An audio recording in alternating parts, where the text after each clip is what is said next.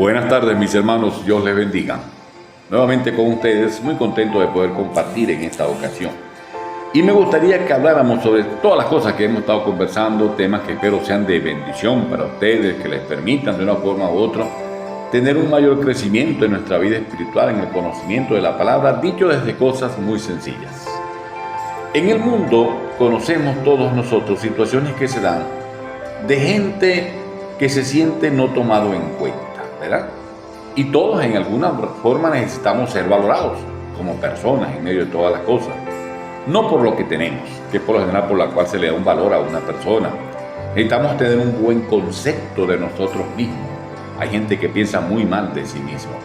Necesitamos cultivarnos en todas las áreas que nos sea posible, económica, científica, social, espiritual. En todas esas áreas deberíamos tener un mayor crecimiento. Porque tristemente la historia la cuentan los protagonistas. Y aquellos que no hemos tenido esa bendición de estar a ese nivel, nos vemos quizás desplazados.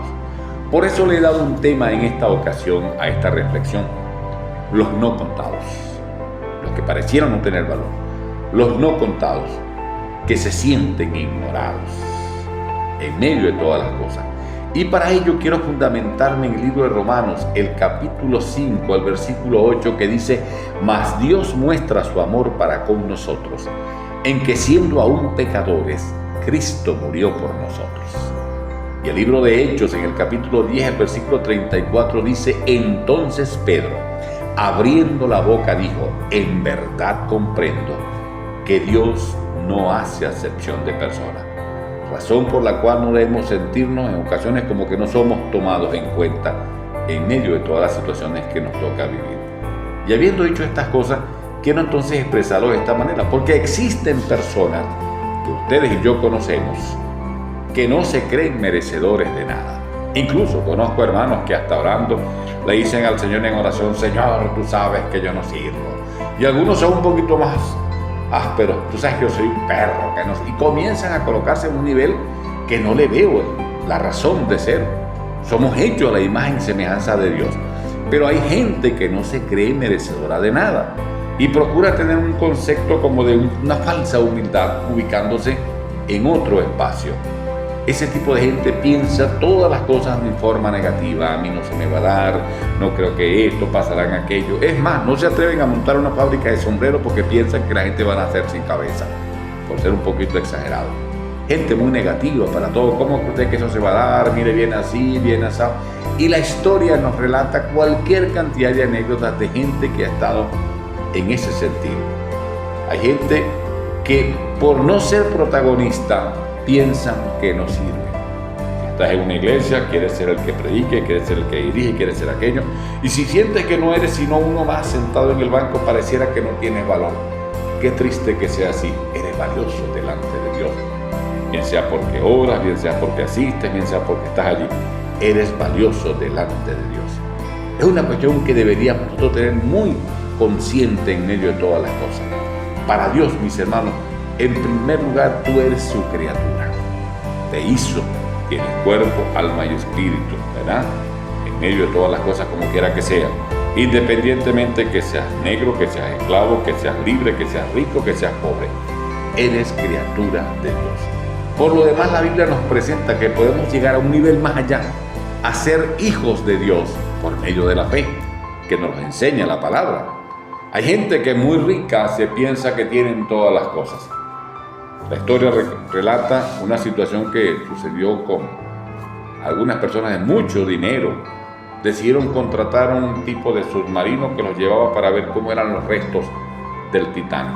Estando allí, aquel artefacto donde iban se dañó. ¿Y saben por qué murieron? Falta de oxígeno. Cuando el oxígeno es gratis para todo el mundo, los que tenían todo el dinero, no hubo posibilidad. Hay gente que se piensa que por tener los recursos a la mano, todas las cosas las tienen quizás a su disposición.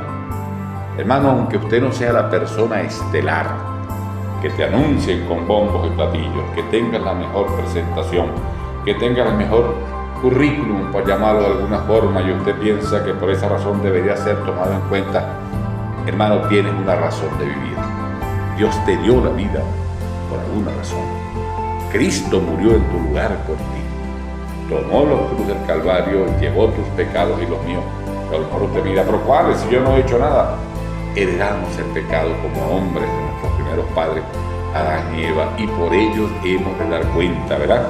Porque todos hemos de dar cuenta. Hay una razón para vivir. Mire, puede ser el más valioso por algo que, aunque simple, lo hagas.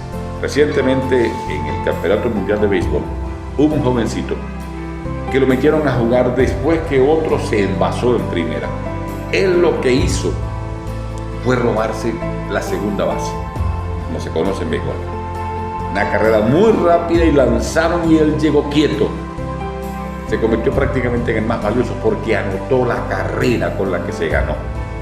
Parecía no tener quizás la oportunidad para batear en medio de todas las cosas, pero llegó a ser algo muy valioso para un equipo. Qué bueno cuando tú en la familia de Dios puedes hacer lo que va a traer la victoria. La victoria consiste en ganar almas para Cristo, en hacer lo que el Señor quiere que tú hagas. Si me voy a los casos bíblicos, me consigo allá en el libro de Evangelio según San Juan, el capítulo 1, el capítulo 6, versículo 1 al 15. Aquel jovencito que estaba en medio de una multitud tan grande. La Biblia me habla de eso como un suceso por demás especial. El Señor le ha de comer a 5,000 hombres, sin tomar en cuenta mujeres y niños. Supongamos que cada hombre tenía a su esposa, eran ya 10,000. Y si tomamos en cuenta que tuviera un muchacho por familia, eran 15,000 personas. Manda a darles de comer a los mismos discípulos, darles vosotros de comer, y sacan su cuenta. Señor, no podríamos, no tenemos los recursos, ni que fuéramos a las panaderías todos aquí podríamos. Mándalos, que cada quien se vaya a su casa, a ver cómo se las arregla. Era prácticamente la salida.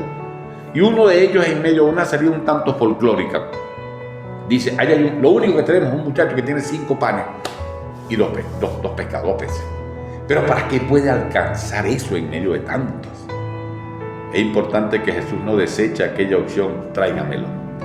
Y lo más valioso es que la Biblia ni siquiera me da el nombre del muchacho. Su disposición era su lunch, era su almuerzo que llevaba. Si los hermanos llevaban era su problema, pero él llevaba eso. Y Dios hizo uso de aquello. Y la Biblia dice que comieron todas aquellas personas. También me consigo en el libro de Segunda de Reyes, creo que el capítulo 5, cuando Naamán, general asirio, en una de esas batallas que tuvo con el pueblo de Israel, tomó como parte del botín gente cautiva, y entre ellas a una jovencita, que la llevó a su casa, para que ahí sirviera. A lo mejor lavaba los trastes, pasaba coleto, hacía ese tipo de cosas.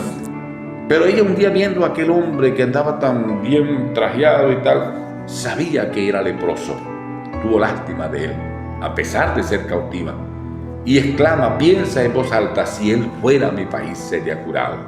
No es que Israel tenía a la parte científica en medicina más avanzada, había un profeta de Dios, no lo dijo específicamente, pero aquel comentario de alguien que no era contado, que no tenía quizás el valor, dice que aquello llegó ante los oídos del rey, y el rey toma cuidado de aquello, no reparó de dónde venía, haga una investigación, quién es ella, no, él tomó en cuenta lo que ella dijo y mandó a Naamán a las tierras de Israel, y allá lo recibió no solamente el rey, que hizo una preparación para aquel personaje que les llegaba, y cuando les da la carta que dice, para que cures a mi siervo de la lepra, el rey dice, ¿qué es esto? Esto es una provocación de guerra, yo no tengo la sanidad de esto. Tanto que se turba que el mismo Eliseo se entera, dice, mándalo para acá y sabrá que hay profeta en Israel. Y la voz que comenzó de alguien que no tenía el más mínimo valor, que pasaba coleto, que hacía el trabajo menos valioso, fue la que trajo la bendición a aquel hombre. Yo no sé si cuando él volvió le dio un premio, no, la Biblia no me dice eso, pero él logró tener sanidad gracias al testimonio de aquella muchacha. Mi hermano, tú que estás en aquella iglesia, que no cantas, que no te sientes, que es tomado en cuenta, eres valioso para Dios y el Señor te va a usar en su momento. Me consigo también allá en el libro de Primera de Samuel, el capítulo 30, que David va persiguiendo a una gente que habían sido de preocupación para todos ellos porque habían cometido una serie de agravios. Y por allá se consiguen a un muchacho, un hombre que el hambre lo tenía, que ya ni siquiera pensaba. La Biblia dice que le dieron de comer, y después que comió y bebió, volvió en sí, el espíritu le vuelve. Y David habla con él, ¿y qué fue lo que viste? ¿Qué pasó? Y él le dice, si tú me prometes que no me vas a matar, yo te digo. Y le dijo lo que pasó. Le dio toda la información y David hizo el resto. Un siervo que solo comunicó lo que él sabía. Tú tienes la historia de Dios en tu vida, que la puedes compartir con otros que necesitan la salvación. Por eso te animo a que sigamos adelante. Y me consigo también allá a Mardoqueo, en el libro de Esther. Era el tío de Esther, aquella muchacha en aquel certamen de belleza donde las mujeres llegaron como premio a casarse con el rey Asuero. Era el hombre que la había creado. Se enteran de lo que se había hecho contra el pueblo de Israel y él va y le dice: tienes que dar testimonio, tienes que ir. Y la anima, y ella, sin estar invitada ante la presencia del rey, ella va y pide justicia para su pueblo, y se logra. Alguien que dio el mensaje a tiempo. Me consigo también allá en la palabra de Dios, en el libro de Juan, capítulo 19, versículo 38, el nombre de un hombre llamado José de Arimatea. Un hombre con sus recursos, había sido discípulo de Jesús. Yo pienso que el resto de los discípulos no lo sabían.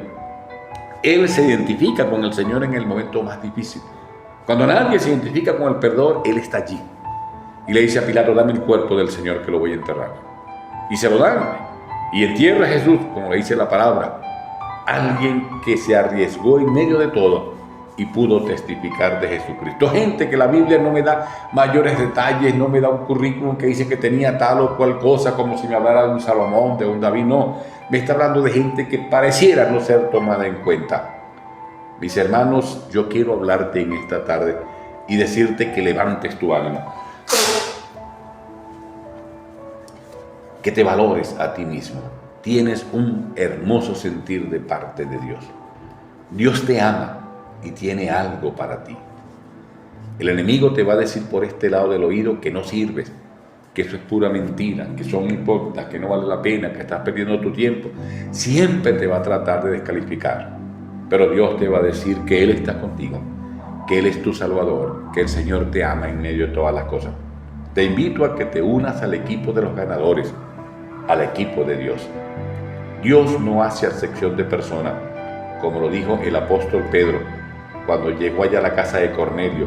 La Biblia me dice que Cornelio era un hombre gentil, que no tenía quizás el aprecio de parte de todos ellos. Y Dios le dice a Pedro: tienes que ir. Y Pedro va hasta allá.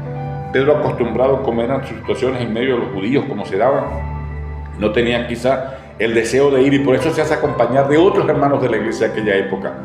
Y llega a la casa de aquel hombre, y en lo que llega se da cuenta. Primero Cornelio trata de hacerle con cierta reverencia, le dice: no te preocupes, no tienes que hacer eso. Pero se da cuenta cómo Dios se muestra de una forma tan especial que él llega a esta conclusión. Entonces Pedro, abriendo la boca, dijo: en verdad comprendo que Dios no hace acepción de personas. Mi hermano, quiero dejar esta palabra contigo. Sentí de Dios que fuera para ti y que la compartas con otro. No importa tu situación, Dios te ama y tiene para ti cosas muy especiales. Gracias, Señor, por en esta tarde, por esta palabra que tú me has dado, que espero sea de bendición para todos, que alcance a gente que hoy está quizás derrotada, hundida allí, que no es capaz de sentirse valorado por nadie. Tú lo amas, nos amas a todos. Gracias por conocerlo a través de tu palabra. Trae una bendición especial sobre todo aquellos que están enfermos, que están en una cama, quizás con un diagnóstico que les hace sentir que no hay nada más. Muéstrale que los amas. Provee para aquellos que no tienen, que han pasado necesidad de hambre, de recursos, de muchas cosas. Muéstrate como el Padre que lo eres, porque tú nos amas a todos, no haces acepción de personas.